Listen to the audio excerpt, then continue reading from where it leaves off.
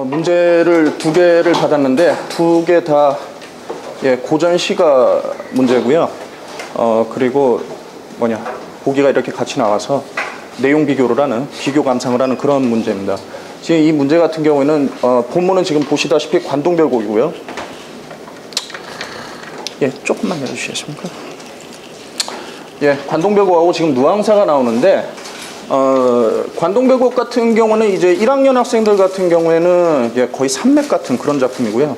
그러니까 이 작품을 잘 하느냐 못하느냐, 1학기 때 이미 배운 학생들도 있고 지금 2학기 때 하게 되는 학생들도 있는데, 이 작품을 어떻게 공부했느냐에 따라서 아이들의 등급이 굉장히 갈리는 그런 좀 힘든 작품이다.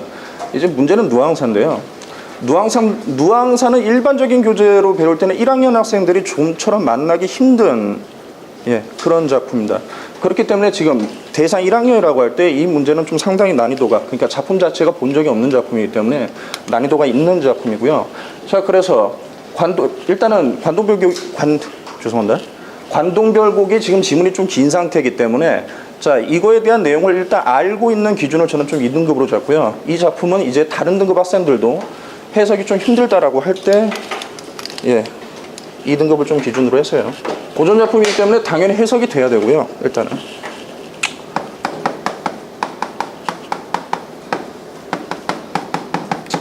잠깐 선지 좀 내려주시겠습니다. 근데 작품 비교하는 것도 여러 가지 선지가 나오는데, 지금 선지를 보시면은 문학 이론 용어가 하나도 나오지 않습니다. 즉 이거는 해석만 되고, 자, 보기와 같이 해석만 되고 비교 감상만 하면 됩니다. 다음 아까 말씀드린 것처럼 2등급이기 때문에 본문을 좀 해석을 하지는 않고요. 포인트가 되는 부분만 좀 보겠습니다. 이 문제를 풀기 위해서는 지금 관동별곡 이 마지막 부분에서 지금 화자가 어떤 상황인지를 좀 사전에 좀 알고 있어야 되는데, 관동별곡 내용 전체를 좀 해석을 하면은 정철은 굉장히 우국지사고 나라 걱정만 하는 그런 사람으로 보입니다만은, 이 관동, 그러니까 금강산 유람을 할 때 우리 정철님께서는 하라는 강원도 관찰 사일은 안 하고 3개월 동안 금강산 유람만 하고 계셨어요. 오늘날 같으면은 비유를 하자면은 우리 서울시장님이신 박원순 시장님이 일은 안 보시고 관악산, 청계산, 도봉산 제일제일 놀러 다니는 거죠. 그런 상황인데 이 양반이 정신을 못 차리고 일을 해야 되는데 아직도 놀고 싶은 거예요. 자, 그래서 일단 본문에 기본적으로 좀 알고 있어야 될 부분이 개인의 욕구와, 근데 이 욕구라 하면 이제 자연을 감상하고 싶은, 자, 그리고 그렇다고 아무 생각은 또 없는 사람인 게 지금 내가 할 일은 해야지, 이제 관원으로서의 임무. 자, 이 상황에서 지금 갈등을 하고 있는 상황. 자, 여기에 대한 이해를 깔고 가야 된다. 여기서 포인트가 되는 부분만 좀 잠깐 보겠습니다. 그래서 갈등을 하고 있는데 갈등이 해소가 되는 부분이 어느 부분이냐면 지금 이 부분입니다. 지금 밤에 꿈을 꾸고 있는데 꿈에 신선이 나타나가지고 대화를 하고 있는 장면이고요. 마지막에 자, 이 수를 가져다가 사해에 고루 나누어 이렇게 얘기를 하고 있죠. 이 사해라고 하면 그냥 해석하면 네 방향의 바다인데 온 세상을 뜻해요. 자, 이 수를 온 세상에 고루 나누어서 억만창생, 그러니까 모든 백성들을 다 취하게 만든 후에, 그러니까 다 보내버리겠다는 얘기가 아니고요. 모두를 다 행복하게 살게 만든 후에 그제서야 다시 만나, 고태어는 다시로 해석한다. 다시 만나서 또 한잔하자. 자, 그래서 결론이 어떻게 나고 있냐면은, 자, 이 사이에서 먼저 무엇을 하느냐, 관원의 임무를 먼저 하고 그 다음에 다시 만나 술 한잔하자 해서 내 임무를 먼저 하고 이제 내 즐길 일을 나중에 하겠다 해가지고 여기 쓰는 말이 이제 선우후락입니다.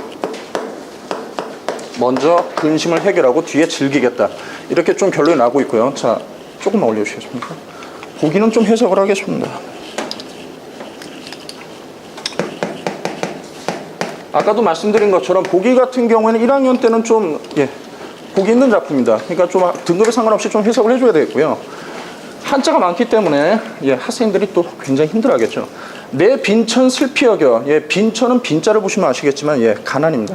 내가 가난하다라는 걸 슬피 여겨 손을 해다. 야, 너 저리 가 라고 한다고 그 가난이 물러가겠으며, 남의 부귀를 부럽게 여겨, 남이 부자인 거를 부럽게 여겨서 너 좀 일로 올래? 라고 한다고 얘가 오겠느냐. 그러니까 내가 가난한 건 뭐 어떻게 못한다는 얘기죠.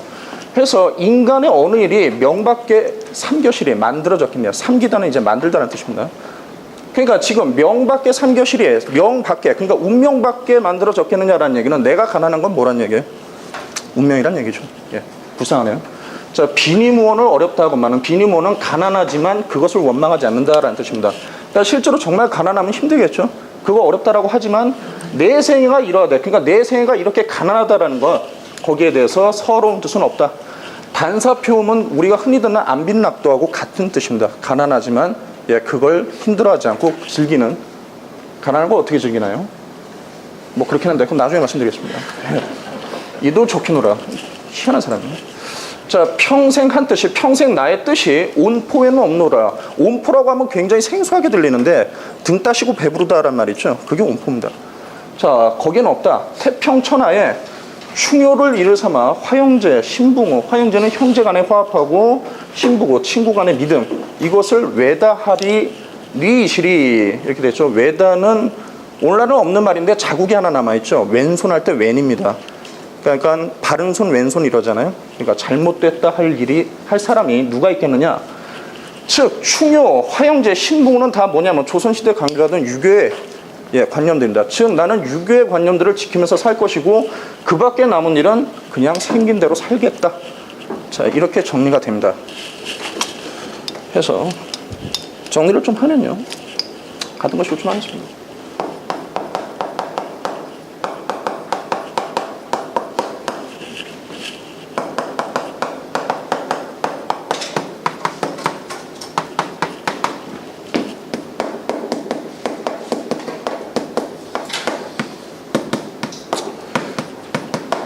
자, 이런 것을 지키며 살겠다.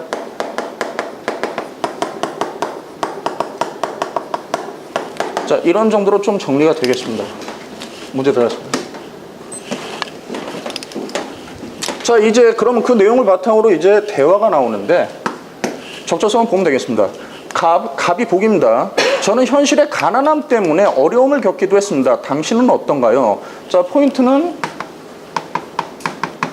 현실의 가난함이죠. 예, 아까 해석했었던 것처럼 예, 가난한 사람입니다. 문제가 없고요. 그 다음 두 번째. 저는 오히려 주어진 책무 때문에 당신처럼 안빈낙도 하는 삶을 살 수 없어 안타깝습니다. 라고 하고 있습니다.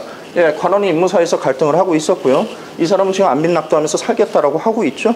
예, 갈등을 하고 있는 그런 장면. 해서 지금 포인트는 책무가 있고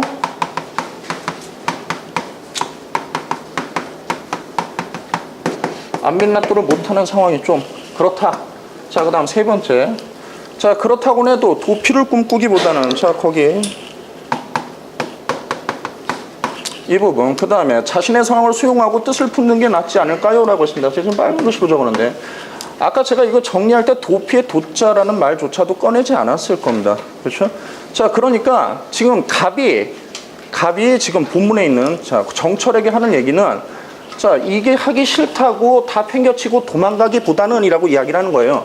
자, 그런데 여기서 말씀드린 것처럼 이거는 내가 지금 즐기고 싶은 욕구와 예, 내가 해야 되는 어떤 공무원으로서의 임무사에서 갈등하는 거지 다 때려치우고 톡 깨버릴까? 지금 그게 아닙니다. 이 부분을 잘못 이야기하는 거예요. 자, 그래서 3번이 정답입니다. 다음에 남은 좀 보겠습니다. 그럼 네 번째. 그래서 저도 백성을 잘 다스리는 것을 임금님에게 잘 다스리는 것으로 임금님에게 충의를 다하고자 하고 있습니다.